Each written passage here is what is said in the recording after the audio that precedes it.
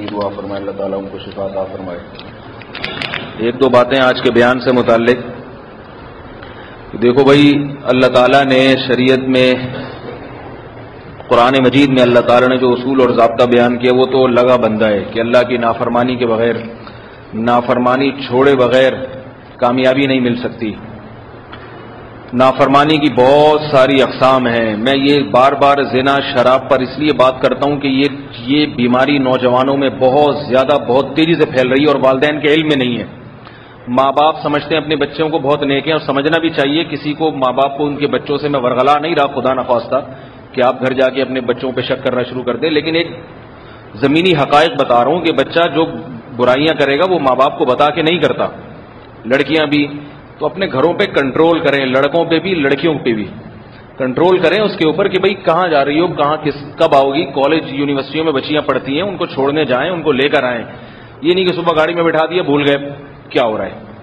تو نگرانی کریں۔ اگر ان کے پاس موبائل ہے تو فون کر کے پوچھیں، بیٹا کہاں بیٹھی ہوئی ہو، خیریت، کلاس میں ہی ہو نا، کہیں اور تو نہیں ہو۔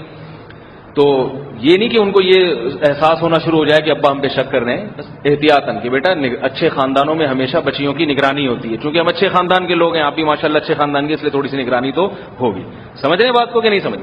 اسی طرح بھائی بیگموں پہ بھی تھوڑی تھوڑی نگرانی رکھیں، کیونکہ آپ کو لوگ نہیں بتاتے، ہمیں بتاتے ہیں۔ بیگموں پہ بھی تھوڑی تھوڑی، زیادہ نہیں، کیونکہ وہ آپ پر جتنی رکھی ہوئی ہے اتنی آپ نہیں اس پہ رکھ سکتے۔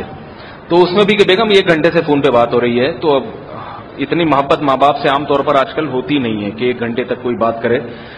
تو اگر تھوڑا سا نمبر مجھے مل جائے کہ کس سے بات ہو رہی ہے تو مجھے کافی خوشی ہوگی، اور میں بھی اگر کسی سے 1 گھنٹہ بات کروں گا تو مجھ سے بھی نمبر لے لینا۔ تم اپنا بھی تو بتائیں نا، یہ نہیں کہ آدھا ادھر تو پابندیاں اور اپنے لیے پوری آزادی ہے کہ جس سے چاہیں جتنی چاہیں، یہ نہیں ہوتا، پھر اس میں پھر نقصان ہوتا ہے۔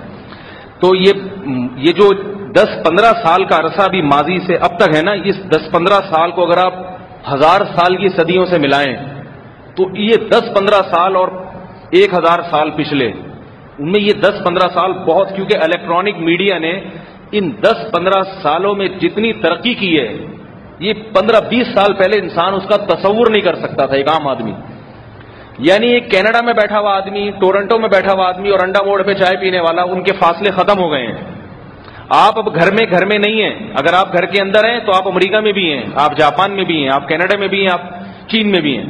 جب چاہے آپ موبائل پہ، پہلے تو کمپیوٹر پہ تھا نا انٹرنیٹ، اب موبائل بڑے بڑے آ گئے ہیں ٹچ اسکرین والے، تو آپ کی جیب میں ہر وقت امریکہ بھی ہے، جاپان بھی ہے، آپ کی جیب میں مولانا طارق جمیل صاحب بھی ہیں اور اداکار اور گلوکار بھی ہیں، ہر وقت آپ کی جیب میں، آپ کی پینٹ میں گھومتے ہیں وہ ساتھ، آپ بزرگ بھی گھوم رہے ہیں آپ کی پینٹ میں، اور جو ہے اسی پینٹ کی جیب میں فنکارائیں بھی ہیں، اداکاریں بھی ہیں، ننگی فلمیں بھی اسی پینٹ کی جیب میں، اور اسی میں کعبہ بھی ہے، اسی میں مسجد نبوی بھی ہے۔ تو اب جو ہے نا یہ دنیا بالکل ایک گاؤں کی طرح ہو گئی ہے۔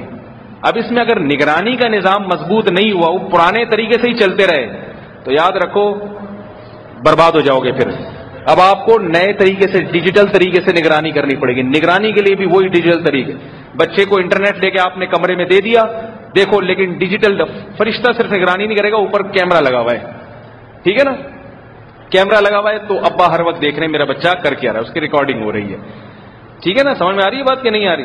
کیونکہ یا بچے کو آپ نے کمپیوٹر لے کے دے دیا، کمرے میں بند کر دیا، کنڈی لگانے کی اجازت نہیں ہے، بیٹا کنڈی اس کمرے میں ہوگی نہیں جس کمرے میں کمپیوٹر ہوگا۔ تو یہ چیزوں کی نگرانی کریں گے، اور پھر دوسرا اس کے جذبات کا بھی خیال کریں۔ ہے تو وہ جوان نا، پراٹھے انڈے تو کھا رہا ہے، شہوت تو ہے، اس کے جذبات کا پھر حلال۔ بھوک لگتی ہے تو باپ انتظام کرتا ہے روٹی پراٹھوں کا کہ نہیں کرتا؟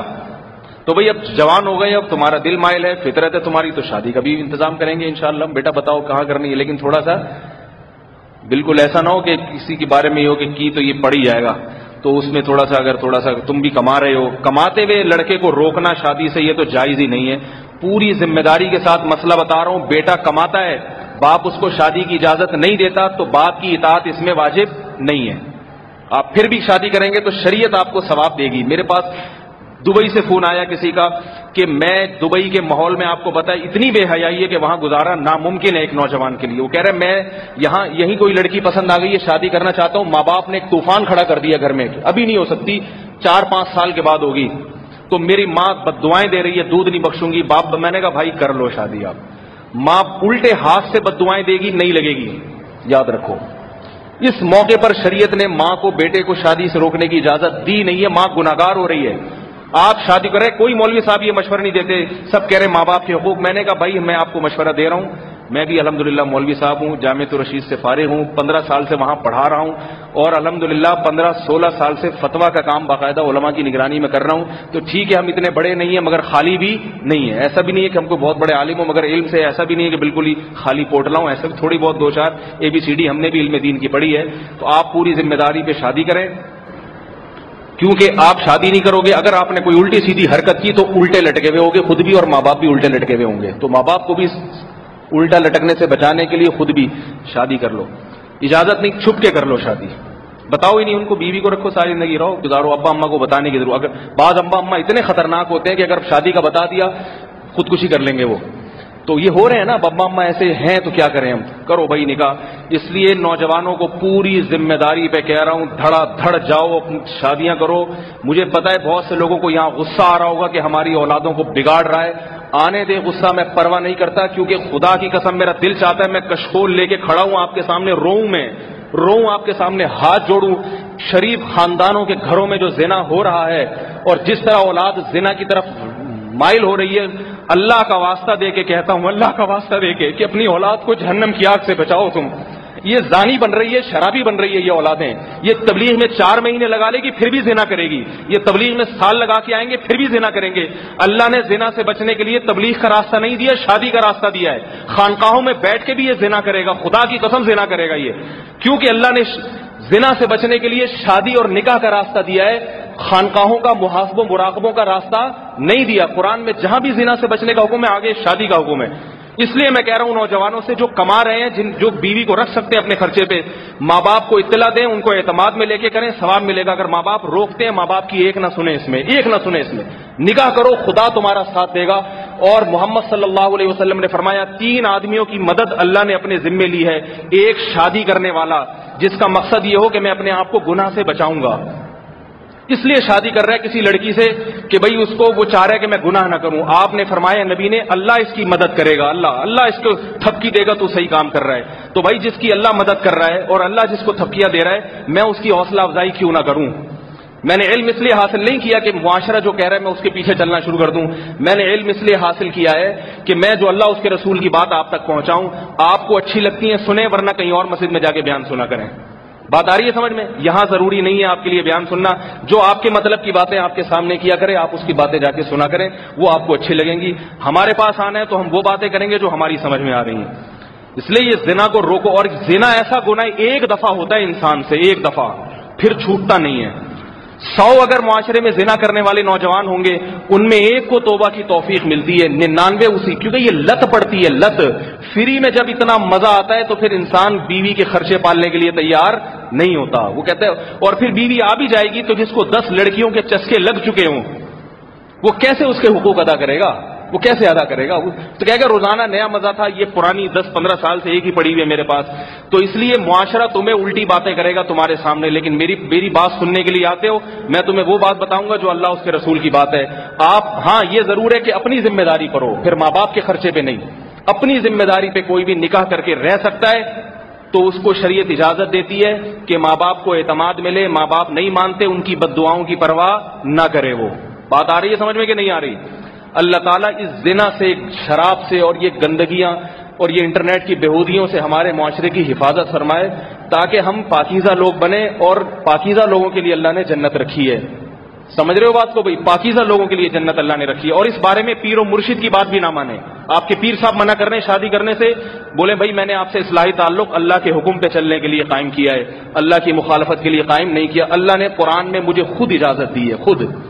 جب اللہ نے دے دی تو پیر صاحب سے پوچھنے کی ضرورت نہیں ہے. پیر صاحب جو ہے نا وہ بد نظری کے محاسبے مراقبے ہو رہے ہیں بیٹھ کے خانقاہوں میں, پراٹھے بھی کھا رہا ہے, اور پھر نظر کی حفاظت پہ شیخ کو خطوط لکھ کے جناب کالے کر دیے.